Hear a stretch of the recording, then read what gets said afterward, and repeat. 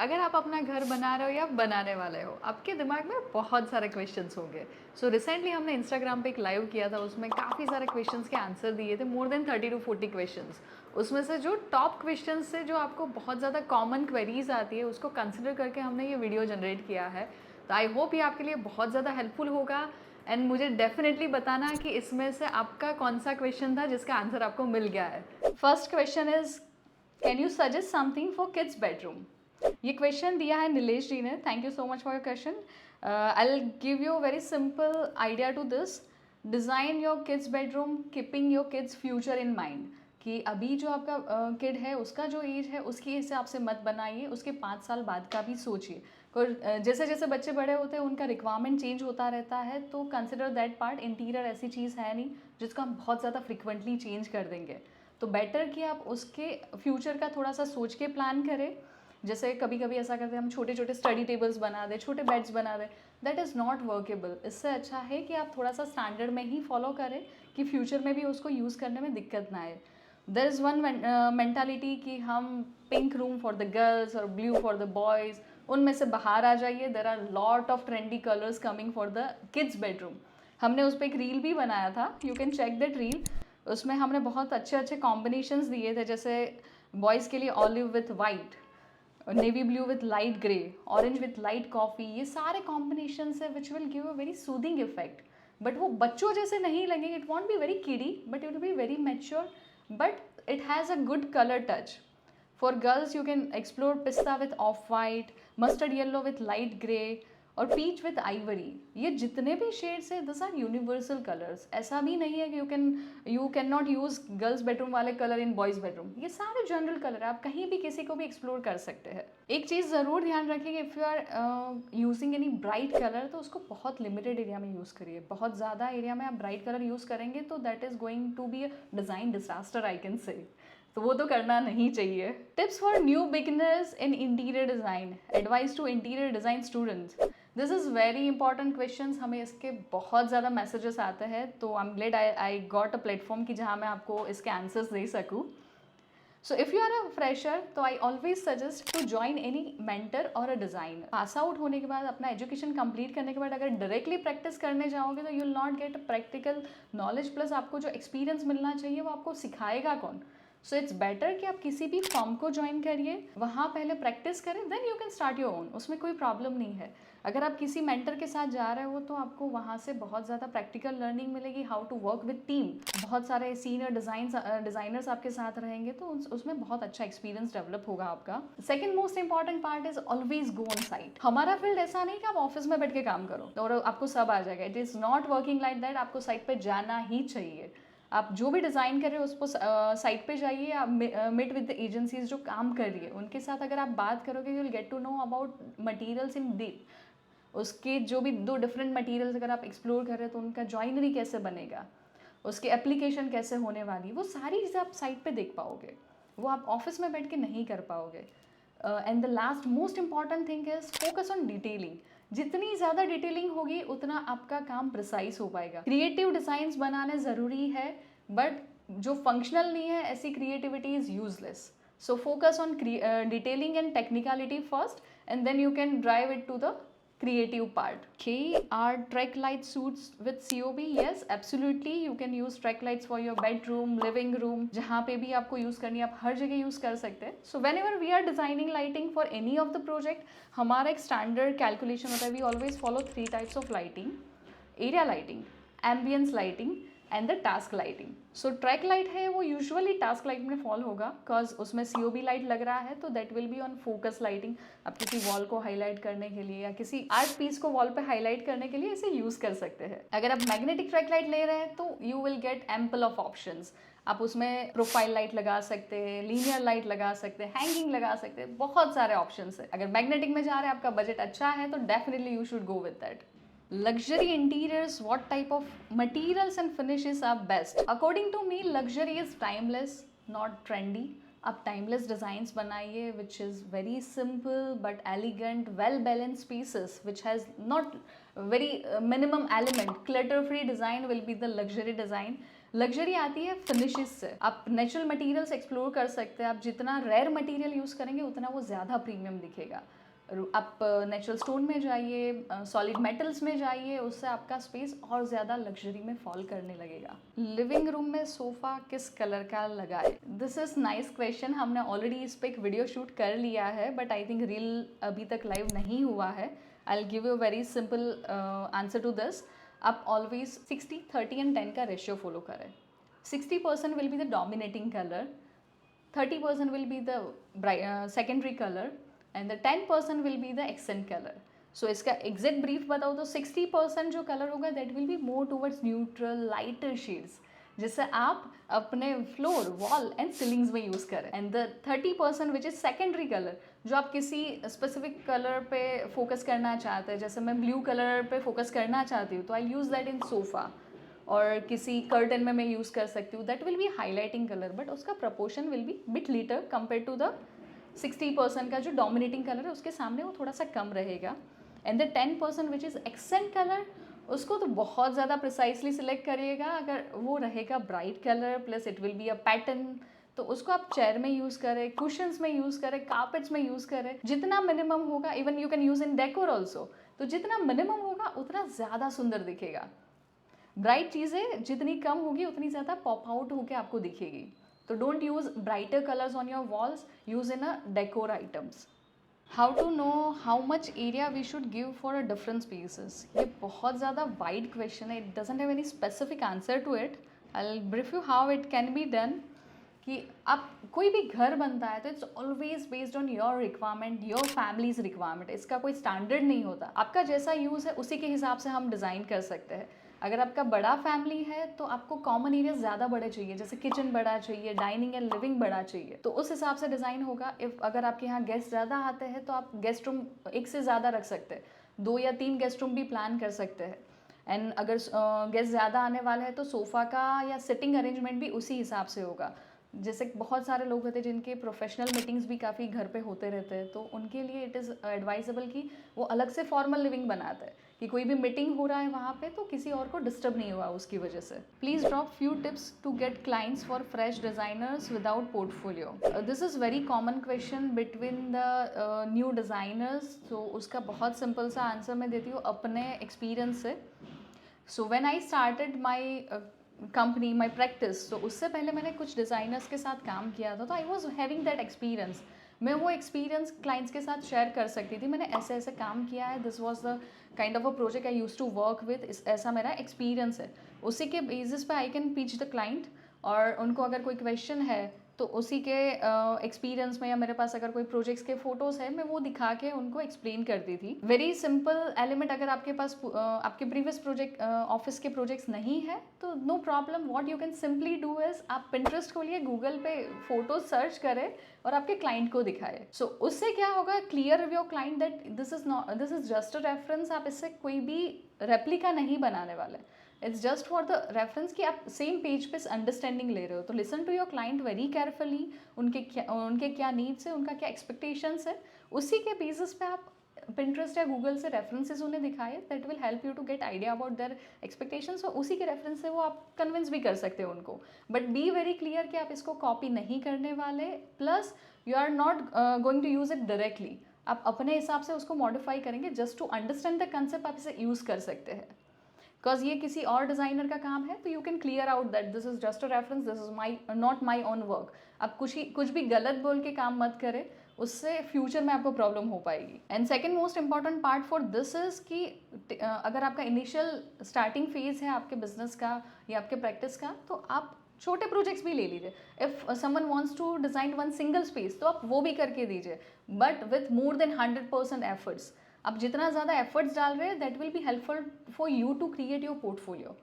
Client का तो काम हो ही रहा है अच्छा, बट आपका पोर्टफोलियो जनरेट हो रहा है। So for the next project you don't need to use others projects, उसकी जगह आप अपना ही प्रोजेक्ट दिखा के काम ले सकते हैं। Detail which make interiors economic. ये बहुत ज़्यादा डिफिकल्ट क्वेश्चन है।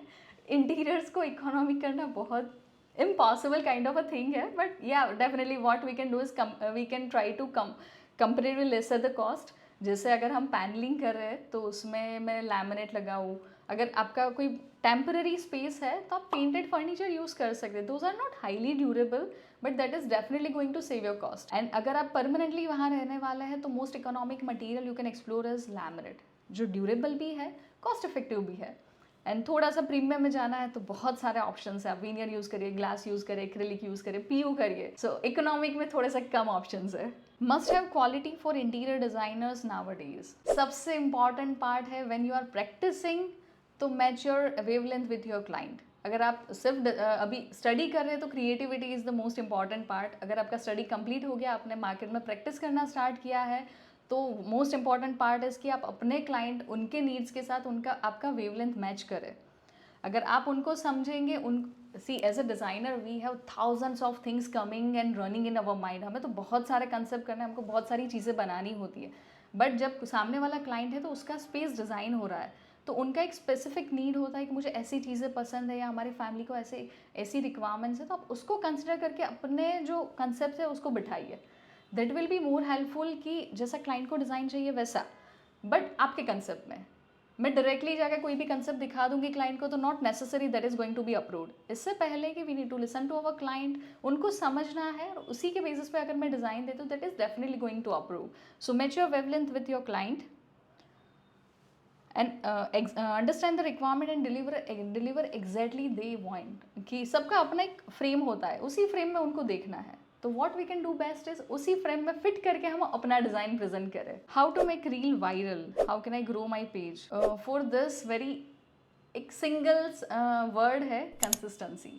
कोई भी पेज डायरेक्टली वन डे में नीचे से ऊपर नहीं चला जाता, वायरल नहीं हो जाता. Consistency is the must thing. आप जो भी कंटेंट कर रहे हैं उस पर फोकस करें, उसके क्वालिटी पे फोकस करें. I mean almost we take 3 years to reach here. हमने जब इनिशियली स्टार्ट किया था तो हमारे भी रीच इतने ज़्यादा नहीं थे. We focus on our content कि हमको क्या दिखाना है. So when I initially started my page, so मेरा मोटो सिर्फ इतना था कि I got very good mentors in my life, जिन्होंने मुझे बहुत इंपॉर्टेंट चीज़ें सिखाई है मेरे करियर के लिए. तो आई ऑलवेज वांटेड कि वो सारी चीज़ें मैं भी, जिनको ज़रूरत है, उन तक पहुँचाऊँ. So that was the main reason behind starting our Instagram page और other social media pages. And thank you so much for all your support कि हम आज यहाँ तक है within 3 years of span. So इन 3 साल में हमने बहुत सारा कंटेंट बनाया है, नए नए एक्सप्लोरेशंस किए हैं, जिसमें जो आप जैसे जैसे बनाना स्टार्ट करो, you will get to know कि आपके लिए कौन सा कंटेंट वर्क कर रहा है, आपकी ऑडियंस को क्या सुनना है.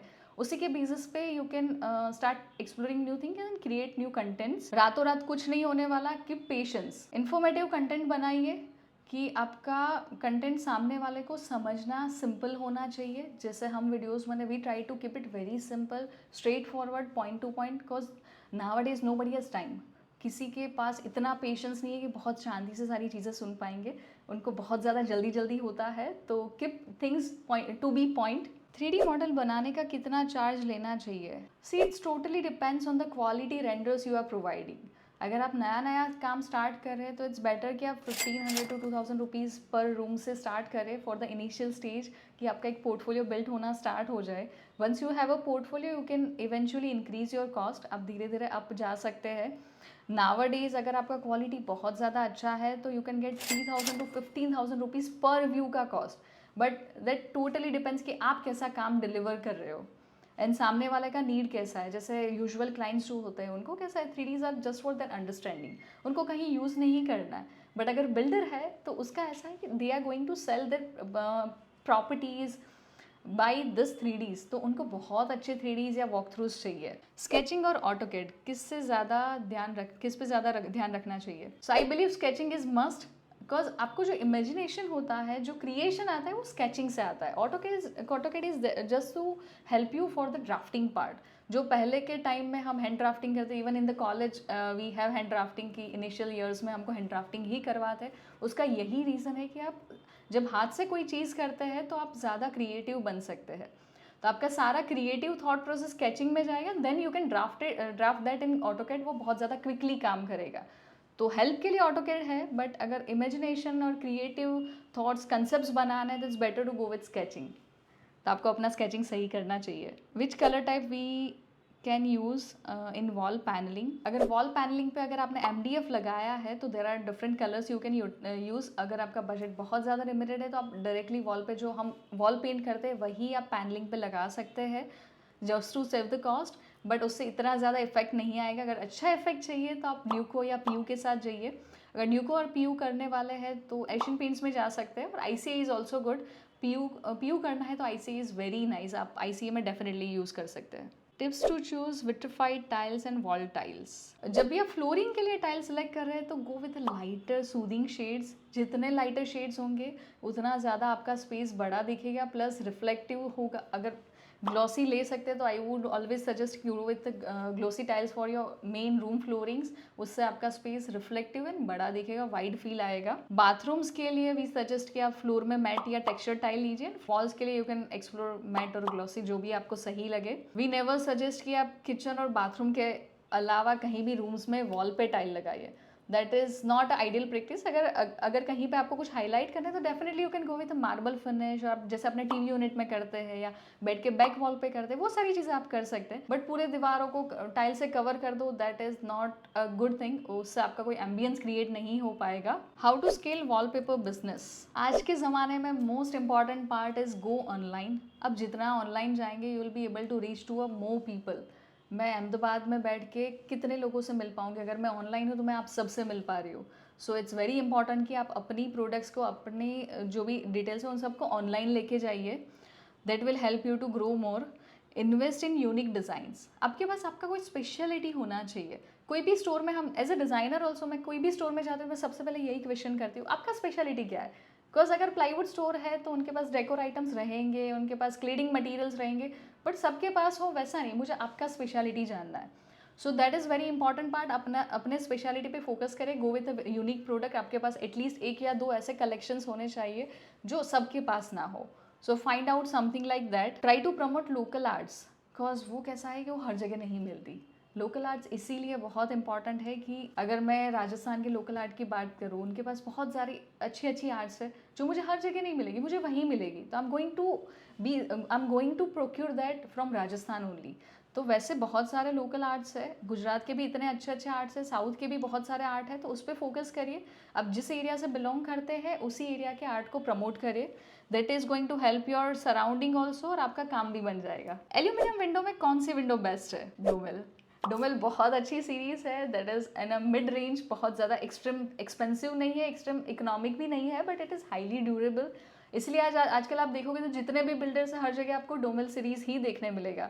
तो I believe that is a good series to use. How much should we charge for working drawings for 1 bedroom? अगर आप डिज़ाइन कर रहे हो तो उस हिसाब से चार्जेस लगेंगे। अगर आप सिर्फ वर्किंग प्रोवाइड करें तो you can charge based on your time. आपका जितना टाइम जा रहा है, प्लस आपको कितना फ्रिक्वेंट काम मिलने वाला है। If it's just once in a while condition तो आप थोड़ा सा ज़्यादा चार्ज ले सकते हैं। If it's a frequent repeated work तो आप अपना चार्जेस उस हिसाब से थोड़ा सा रिड्यूस कर सकते हैं। वुड यू प्रिफर वॉलपेपर और WPC? Which one is more premium and long life? वैसे I would prefer WPC for a long life. Wallpapers भी आजकल बहुत अच्छे अच्छे ऑप्शंस आते हैं, दे आर हाईली ड्यूरेबल। अगर आपके वॉल पे कोई मॉइस्चर या वेव्स नहीं है, स्मूथ वॉल है, तो यू कैन अप्लाई वॉलपेपर, वो भी इतना ही ड्यूरेबल होता है, उसमें कोई प्रॉब्लम नहीं आती। What is best way to make material boards as beginners, as we don't have materials in front of us to see and make pallets? Okay, what you can do best is you first of all, as a beginner, you should visit lot of this exhibitions. From that you will be able to know about new materials. आप वहाँ से कोई samples वगैरह भी जहाँ से possible हो रहे collect कर सकते हैं। There is a ample of online libraries, आप उसको use करें initial stage में। that will help you, cause interiors में इतने थाउजेंड्स ऑफ मटेरियल, आप कितने हार्ड कॉपीज कलेक्ट करेंगे? हम भी नहीं कर पाते, बिकॉज जितना भी बड़ा ऑफिस है वो कम पड़ता है, इतने सारे मटेरियल्स है।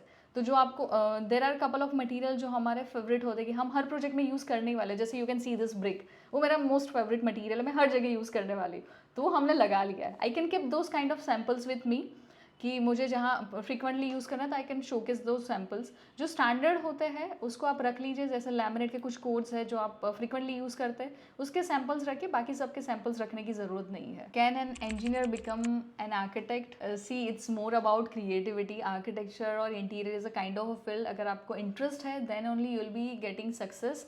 अगर आपको इंटरेस्ट नहीं है, आप पूरा प्रैक्टिकल ही जाने वाले हो, तो this is not the right field. इसमें बहुत ज़्यादा क्रिएटिविटी और आपका मेहनत जाएगा, आपको फोकस करना पड़ेगा। तो obviously if you have that dedication you can definitely be an architect. PVC flooring और एक्चुअल वुडन फ्लोरिंग, वैसे तो कोई भी नेचुरल मटेरियल है उसका फील इज़ वेरी डिफरेंट।